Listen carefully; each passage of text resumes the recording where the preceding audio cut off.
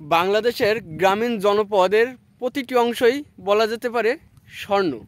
প্রতিটি অংশেই অনেক মূল্যবান শাক সবজি, জলে আছে অনেক ধরনের দেশীয় প্রজাতির মাছ, সবই সম্পদ।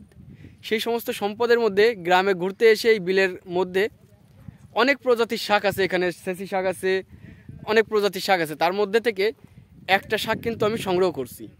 এই শাকটা প্রচুর পুষ্টিগুণ সমৃদ্ধ, ফাইবার আছে, যেটাকে বাংলায় খাদ্য আঁশ বলে।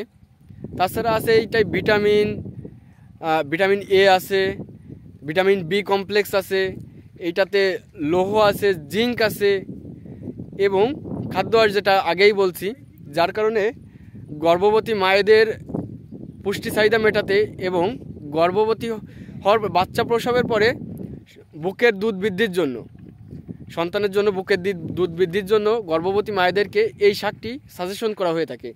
আপনি যদি এই শাকটিকে চিনে থাকেন তাহলে কমেন্ট বক্সে শাকটির নাম বলার জন্য অনুরোধ রইল।